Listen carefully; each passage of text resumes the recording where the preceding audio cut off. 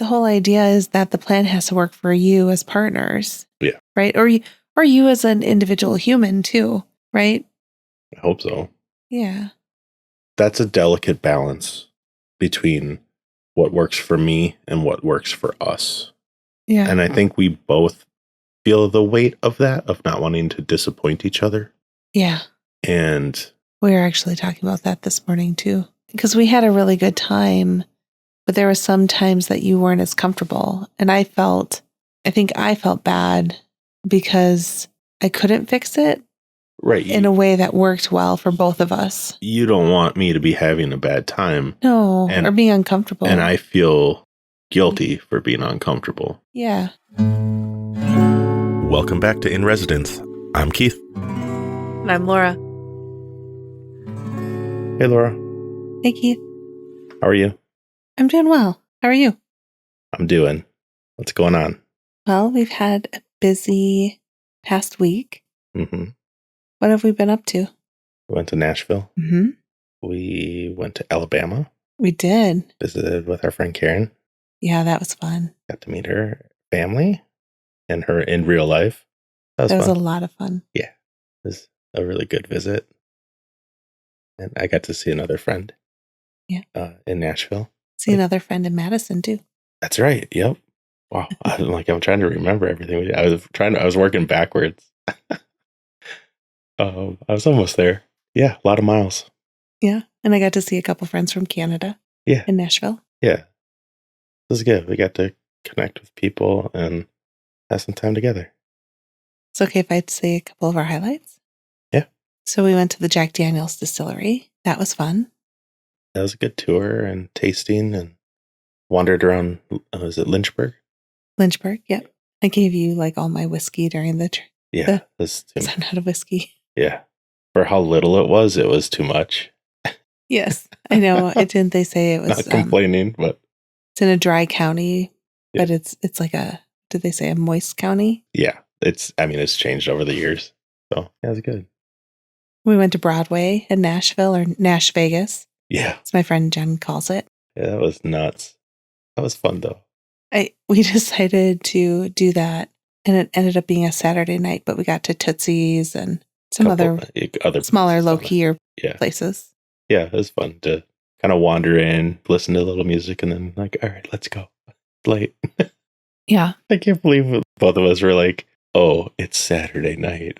What are we thinking? I think one of my favorite things was can't remember what night it was, but it was in the middle of the week. We were at our hotel and there was a couple musicians playing the lobby and they were really good. And they were taking requests.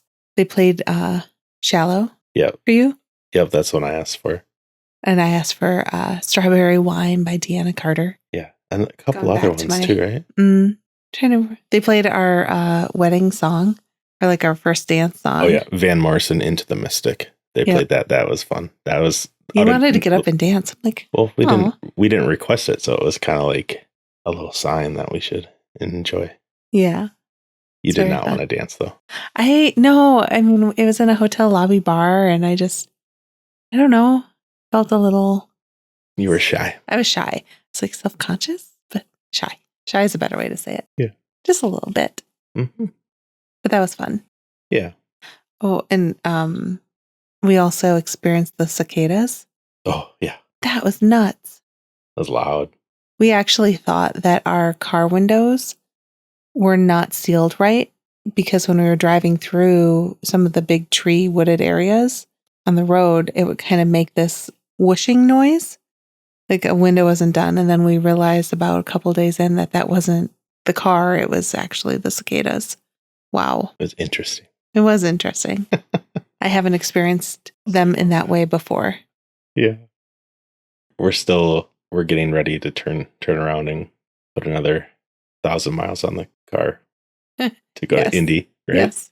We packed tonight to get ready to head to Indianapolis for the 500.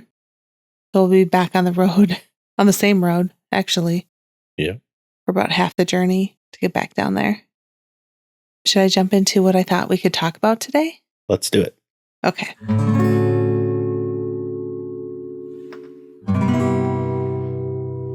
Today on the way to work, I was listening to the most recent Tim Ferriss podcast that came out with Brené Brown and can't remember who else. It was a twofer.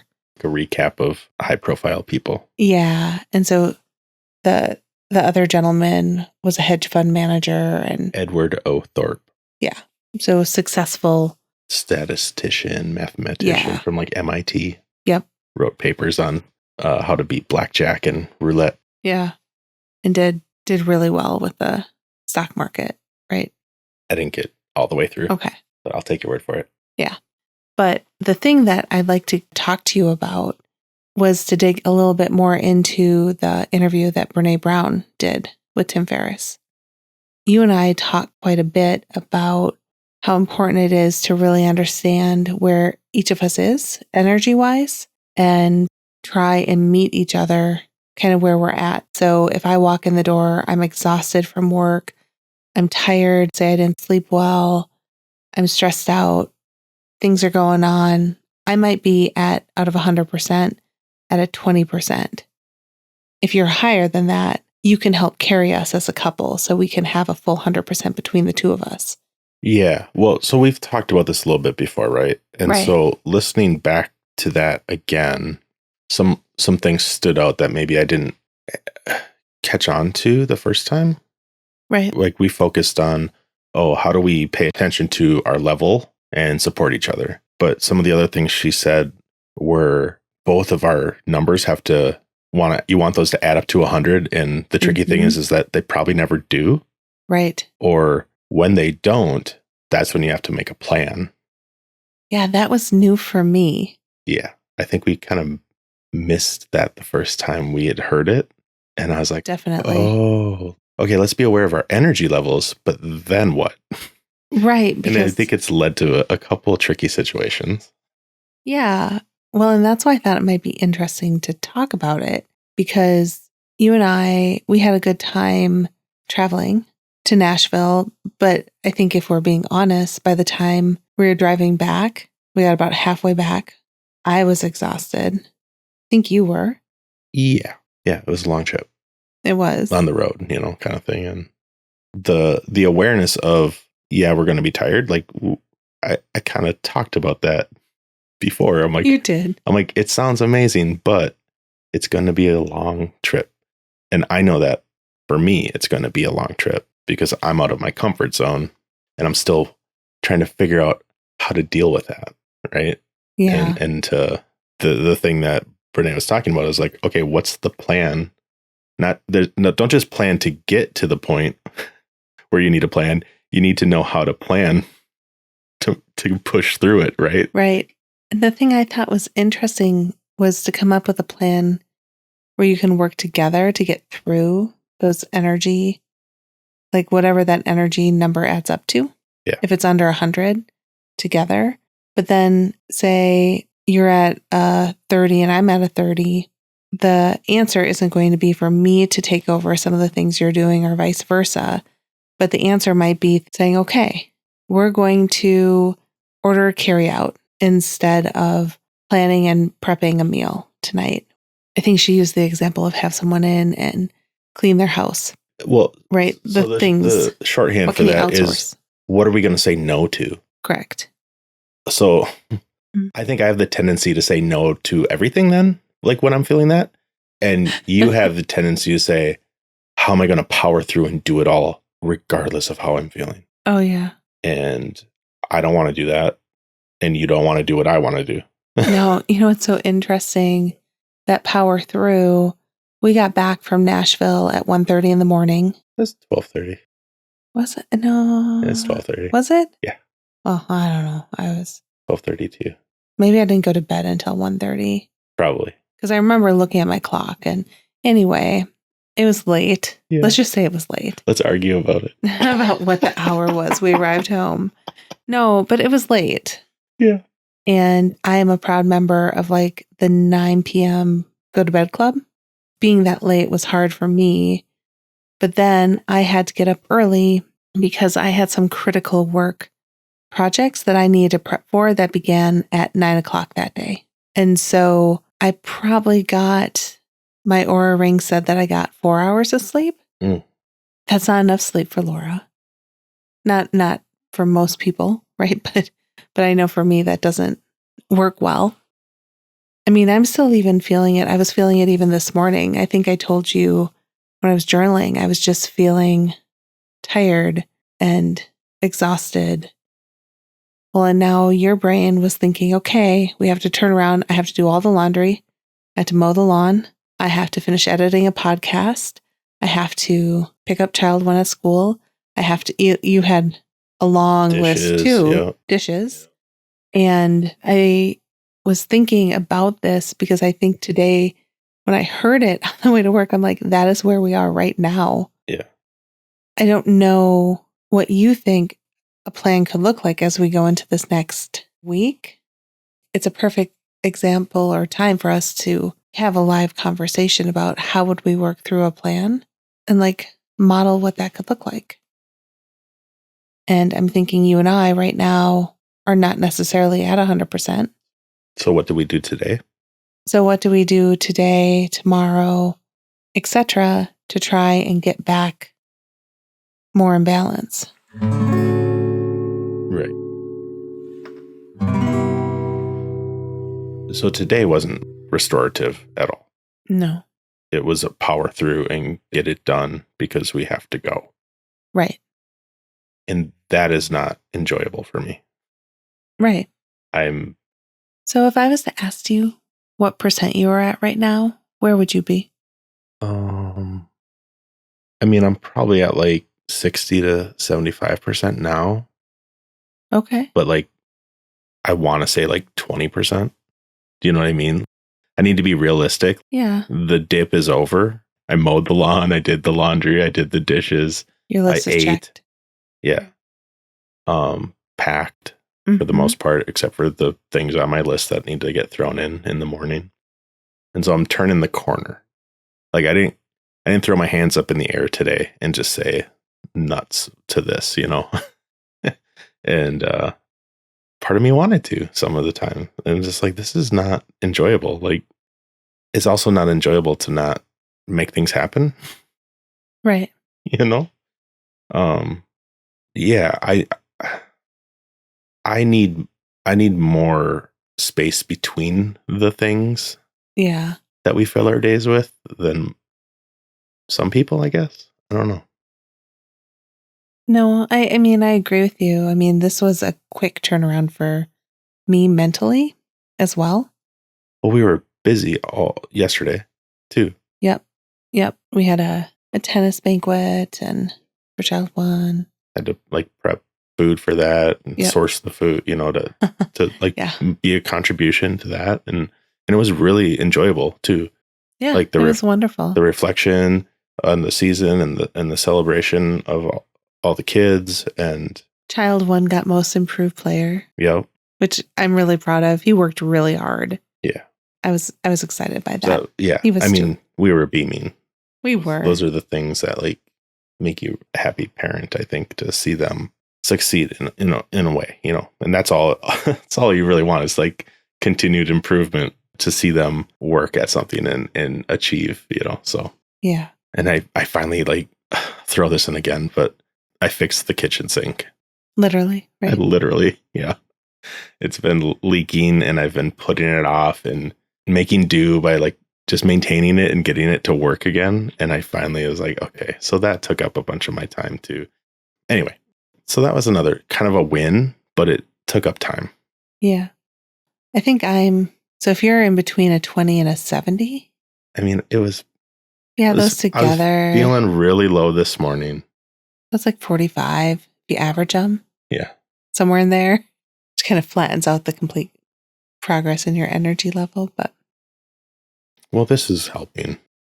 Having a conversation and relaxing. Yeah. You know. Thanks for making dinner for everybody while I was down here working. Wasn't anything fancy. No. I will admit, as the kids get older, sometimes the requests for what they want for supper, I'm like, do you want that or that? No, I want it both. Mac and cheese and a pizza. Okay. I know I'm raising some teenage boys.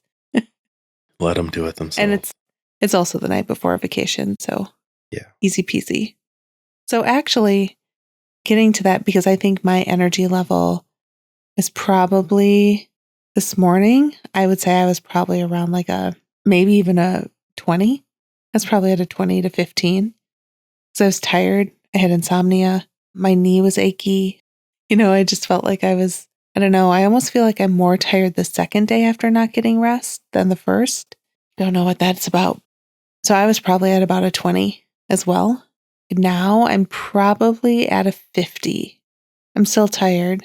Yeah, but you're in vacation mode now. Yes. Like you're tired, but I can tell you're still kind of buzzing. Yeah. Like I'm like, I told Child too, I'm too excited to sleep. We're going to the Indy 500. Yeah. I love this race. Love it. It might get rained out this year. I hope not, but hopefully there's a window. Yeah. Now that I'm thinking through that, some of the things that we did to restore some of our energy, like one of them for me for supper, I didn't order takeout, but I did do something really easy, really simple for the kids. And for myself, I think I had a yogurt and some granola because I love it. That was super easy. So that's one thing that helped me take care of me and us. Is there anything that you've done? Well, it was verging on the power through and just get it done. I mean, that's what it was feeling like, and I resent that when I'm in that situation. Yeah. It's also called being a grown-up, right? Adulting at its finest. So I just started and kept doing the next viable step, not rushing and racing and pushing myself, past the point where I would start. Like I took a beat after mowing to sit down and drink a glass of water, right? Before I started the dishes. It's good taking care of your basic human needs. Yeah. So, but sometimes those are like the things I forget. It's like, oh, wait, stop and eat and drink some water. Things tend to go better when you take care of those things. And so I just did that and just kept plugging away, putting the laundry from the washer into the dryer, same old boring stuff that I do. But it's a way to gauge my progress and realize that just don't even think about getting downstairs and working on the podcast until after I picked up child one. Yeah. And then it also prevents the editing from taking over my entire day. Right. And, that's something I've talked about, right? It's like I'm good enough at it and I'm fast enough at it where I can do it in a smaller amount of time. Unless something's like really wrong with like a cable broke and there's like weird static that I have to figure out how to fix, right? But even though I was feeling the pressure to kind of go, I kind of pushed back against that and was like, okay, it's all going to get done. Let's not be dramatic. Even though I felt like I was being dramatic and like a little, cranky while I was waiting for the coffee to kick in. I'm cranky when the coffee. Yeah. So anyway, I think we got through the dip, and maybe we should pivot towards how do we maintain a certain energy level as we move into the next week. Yeah. And because we both know the Indy 500 weekend, the way that our family does it, you go in with so much excitement, but it is exhausting in a really awesome way, but exhausting. Yeah, I've had to kind of shift my mindset around it and kind of pull back from things just to take care of myself. Things like I don't enjoy loud environments and crowds of people. I don't go to as many concerts as I used to, right? And like when we do go, I'm like, let's hang back here against this wall where nobody else really is, right? Yeah. And so it's like the parade there, I don't really enjoy it. So it's like, I don't want to go. I'm going to save my energy so I'm not tapped out for the thing that's really important to us, which is like going and watching the race and walking around the track, right? Mm-hmm. So I feel kind of guilty about that still. It feels selfish. Or the voice in my head tells me that I'm being selfish, but that's something I got to work on and be like, no, I'm taking care of myself so that I'm okay to be around. Yeah. If I don't take care of myself, I'm going to be cranky and I'm going to be on edge and I'm going to be short with people or snap when it's not necessary. Just, that kind of stuff. So Well, I do think that thinking about a plan, I mean, that probably is one thing that we try that, I think, for the first time last year. If you would have asked me 10 years ago, would I be okay if Keith didn't come to the parade on indie weekend? I'd be like, what?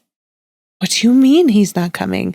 Because it's tradition, right? Yeah. This is what we do on this day. And, and I'm the outsider that has his own ideas. how dare you have ideas of your own? I'm just kidding. Completely kidding. No, but last year that worked really well. You and Child 2 stayed at the VRBO, and then you both were fresh for race day. And Child 1 and I went and had a good time. Brought you back some Giorgio pizza. Yeah, it's a win-win. Yeah. So now that I'm like talking through it, that is something that we've done on this weekend in particular last year that seemed to work from a trying to help restore energy standpoint. Well, the energy, I tend to think of it as my mood.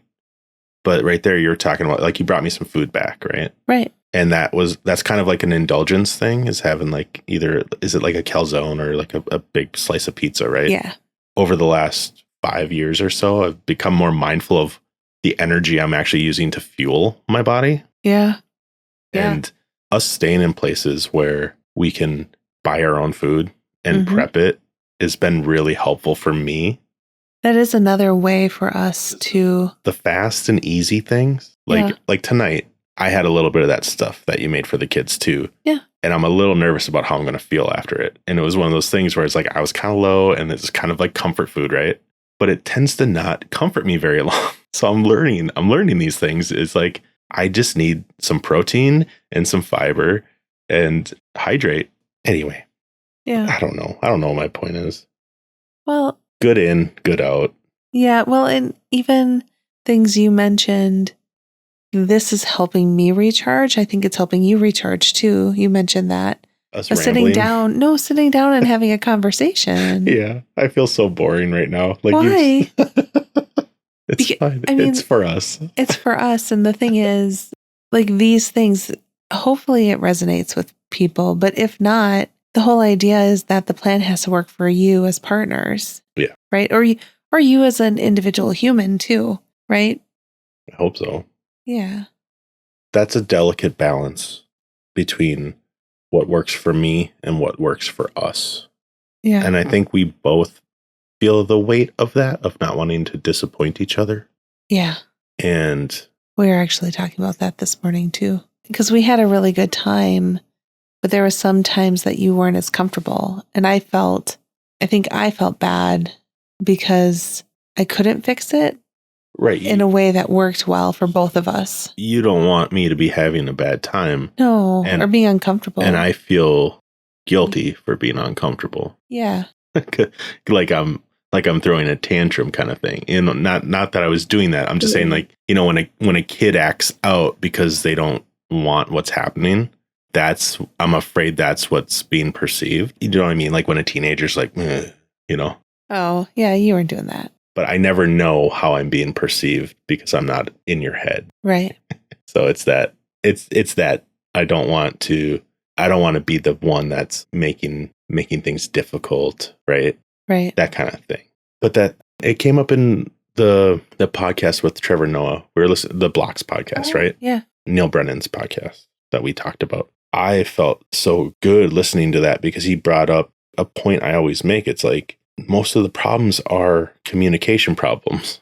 And so learning how to communicate through like a phase where I'm feeling discomfort, not wanting to disappoint you, not wanting to be disappointed in myself for whatever is going on, you know, like all those layers. It's like, okay, I gotta at least find a way to express myself because if I just keep it in, if there's no valve to vent that out, right? Mm-hmm. It's going to explode at some point. And I don't want that to happen, right? Yeah, I think we were listening to that in the car or something on one part of the trip or something. I'm like, he's saying it too. A lot of problems are just because people aren't communicating, not just us, but like people in general, right? It's like, Hey, how about we just have a conversation? So anyway.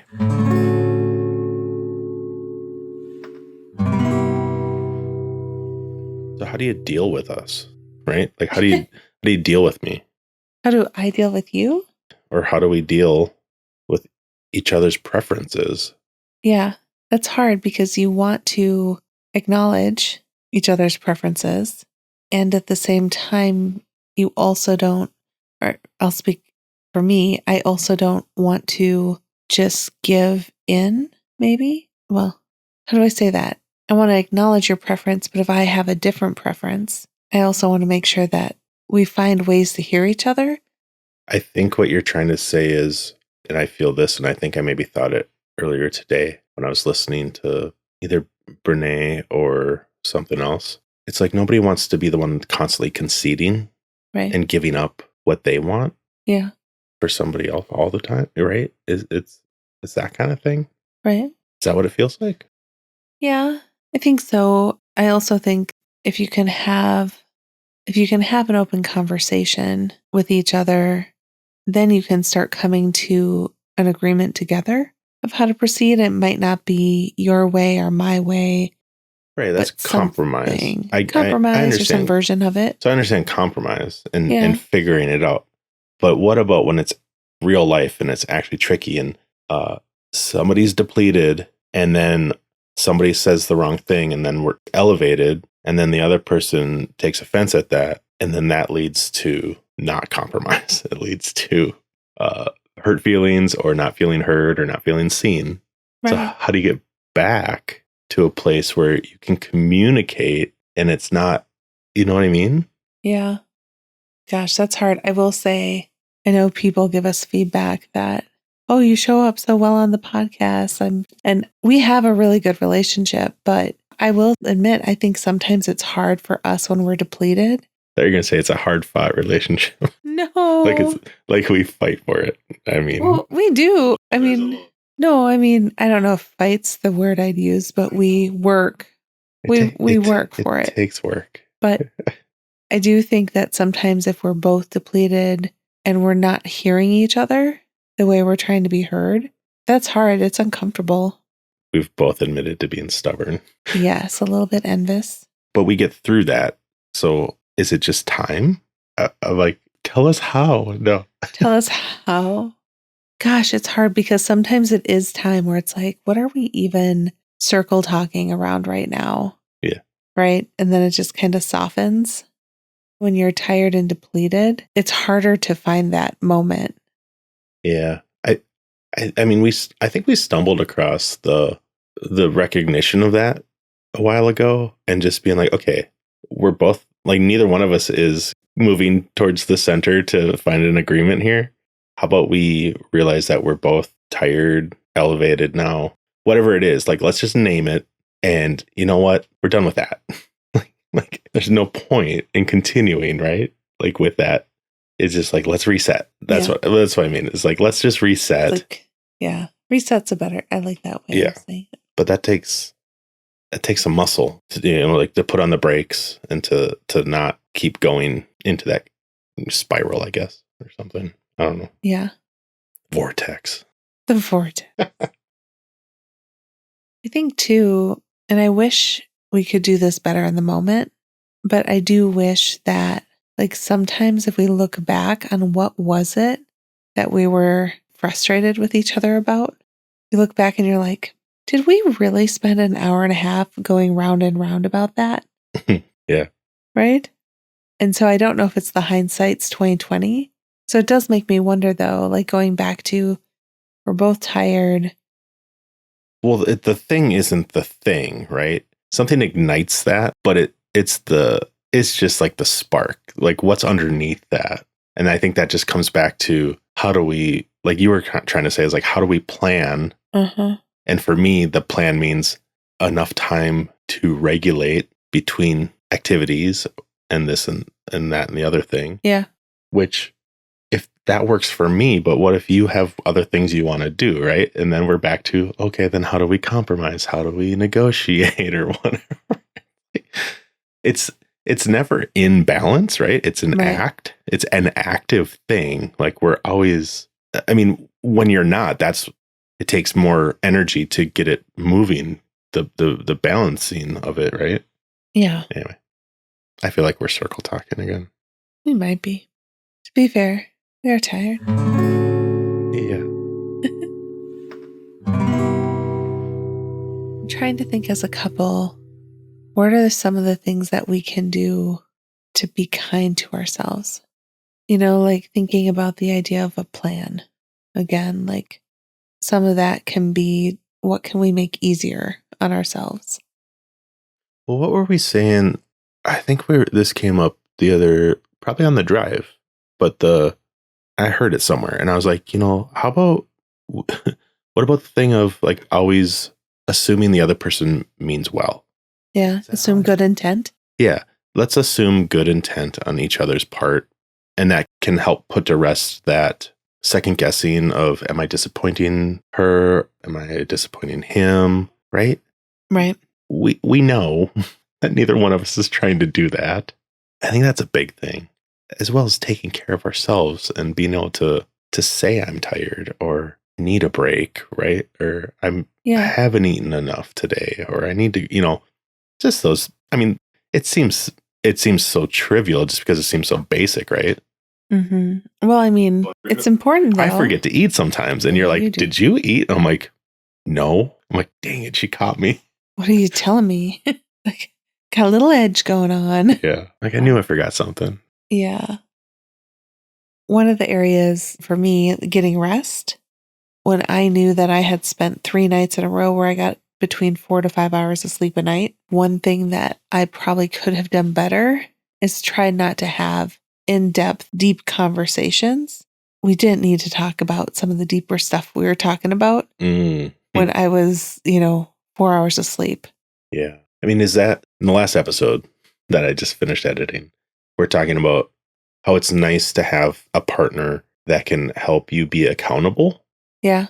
But in this case, it's kind of the thing where it's like we need to hold ourselves accountable and be aware of how we're actually doing so that we can say out loud to the other person, "Oh, I'm tired." Because like I don't know how much you slept unless you tell me, or how well you slept. Right. Because I was sleeping. Even like last night, I think I got up in this morning. You're like, "Did you leave in the middle of the night?" I was like, "Well, yeah, I was tossing and turning." And I slept for probably an hour or two. So then I know, like, okay, Laura probably didn't sleep well. But that hasn't happened in a really long time. No, it's been better. Yeah. It's been better. But again, that's communicating, right? I mean, some of it's even just checking in with where you're at. Like we check in a lot, like almost every day. Well, like check in with yourself, right?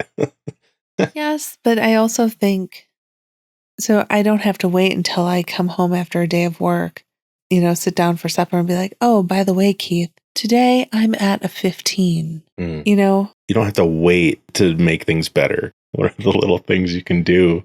Like we check in with each other just via text in the morning, like, "Morning, how did you sleep? Good morning, how are you doing? What are you up to today?" Not like hours and hours of texting back and forth or phone calls, but just a small little check in to see, where's Keith at today? How did he sleep? Vice versa. You just say, "How are you doing?" And then Sometimes I ask you if you had dreams. Oh, yeah. Not lately. I'm working on that, though. That's good. Yeah. See what's going on there. Okay. Anything else? So the only other thing that I wanted to talk about, and it goes back to Brené Brown, but she talked about approaching decisions and commitments on a family level instead of individual level. And they have not a rule, but like a guideline that each individual gets 2 extracurricular activities.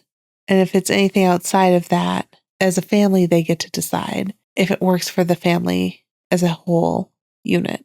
I thought that was interesting. And so I wanted to ask you what you thought about that. Sounds very considerate and a good thing to think about. I remember hearing that because she said there's a parent-centric and kid-centric and then family, right? Yep. Families. And that's what she identified as. I'm not sure which one we are. I think we're more family-centric. I think so too, but well, let's say so. Yeah, I don't feel one or the other besides that, I guess. No, I don't feel like we completely dismiss what the kids want or need for what we want to do or vice versa. Or vice versa. So I think we have a balance there. Yeah, putting the family in the forefront sounds like a really good idea, and a really good way to not have resentment grow if one person is super active and one person isn't, but maybe they're not because the other person is, and there's not enough to go around, transportation or funds or time, right? Like if you got to drive somebody somewhere, the kids can't drive, right? But they want to do 4 different activities. Somebody has to do that. Right. So yeah, that's a good, I liked it when I heard it. So I'm glad you brought it up. I think it's important to realize, like you were saying, that if somebody wants to do a whole bunch of things, there are commitments that come with that might be outside that individual.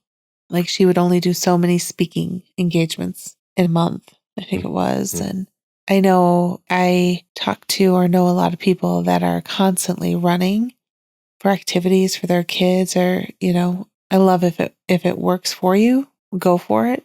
But if you're exhausted and it's draining your energy at the expense of kind of that family unit, it's time to reassess. Maybe it's something to think about. Yeah. Not that it's right or wrong, but no, assess what's happening and take ownership of it. That's what I like about that idea of me too. Is you get to decide. Yeah. We get to decide, It's kind of a communication centric, right? Yeah. Being vulnerable, being open. It can be tricky, but it's super important. Yeah. Especially for those that matter most in your life. I'm saying that from my own bias. You all matter most in my life, you and the kids. Yay. Okay. Anything else? No, I think that's all for today. Let's do a quote because I can't think of anything to recommend unless you can. Yeah, let's do a quote. I think that would be good. What you got? Okay. So mine is, those who devote their lives to a cause greater than themselves always find a larger, fuller life than the one they remembered. Wilbert Shear. I like it. Nice. It's one of those, devote yourself to doing something big. Why not us? Yeah. Right? Why not us? It's a good one. Yeah. Like it. What about you? Nobody can experience our lives for us. Charlotte Joko Beck.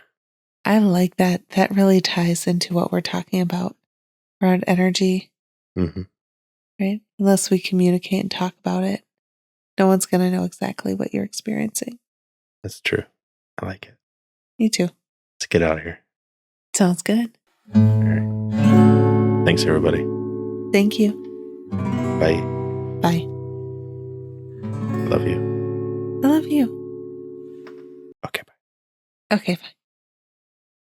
I'll come out with a cookbook. No, I'm kidding. Can you put bread pudding in there? I love when you make bread pudding. Oh, geez. So good. So gross.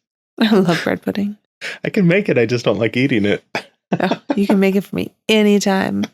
Love it. Oh my gosh. Anyway, my point is